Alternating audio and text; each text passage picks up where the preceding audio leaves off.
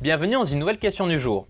La majorité des questions envisagées jusqu'à aujourd'hui impliquaient de plonger dans des jeux de données pour en extraire des informations plus ou moins ciblées. Aujourd'hui, nous basculons sur un tout autre type de questions qu'on peut se poser dans le monde des données. Des questions dont la réponse est oui ou non. Des questions qui aident à prendre une décision précise. Par exemple, faut-il focaliser notre campagne marketing sur nos clients plutoniens plutôt que sur les autres? Comment donner un appui statistique à cette décision? Place au test statistique.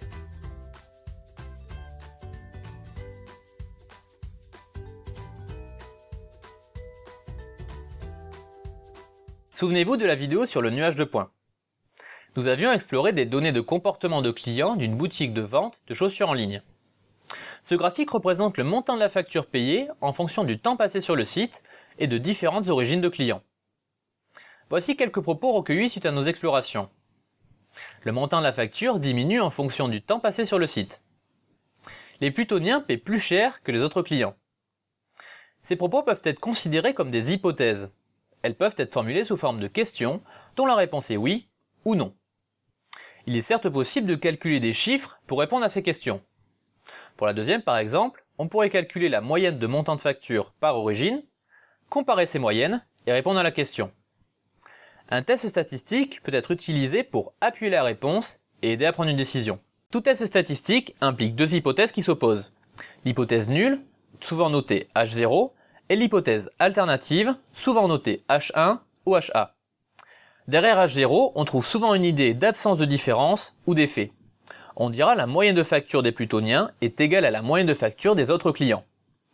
A l'inverse, HA implique une idée de différence. C'est souvent l'hypothèse que nous mettrons en évidence. On dira la moyenne des factures des plutoniens est différente de la moyenne des factures des autres clients. Le test statistique produit un chiffre compris entre 0 et 1, la fameuse p-value.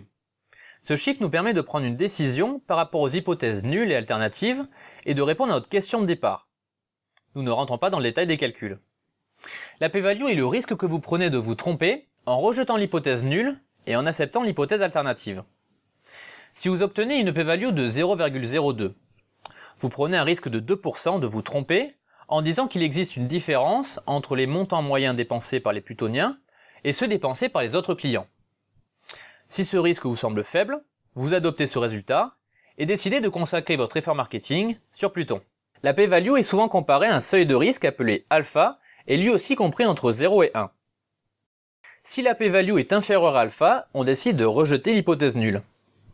Le risque alpha est défini par vous et dépend du degré de sévérité que vous souhaitez allouer à cette prise de décision. Imaginez un cas où se tromper dans sa décision est très grave. Par exemple, allouer un budget trop important à une mauvaise cible de clients. Si vous souhaitez ne pas prendre de décision, plutôt que d'en prendre une potentiellement mauvaise, il vaut mieux baisser alpha. Après ce bref aperçu théorique sur les tests statistiques, c'est le moment de partir sur un exemple d'application. Dans une prochaine question du jour, nous demanderons si des muffins produits dans une usine ont un poids différent d'une norme de poids standard. Il s'agit d'une question dont la réponse est oui ou non. Si vous avez la moindre question sur la théorie des tests, n'hésitez pas à nous la poser en commentaire. À bientôt!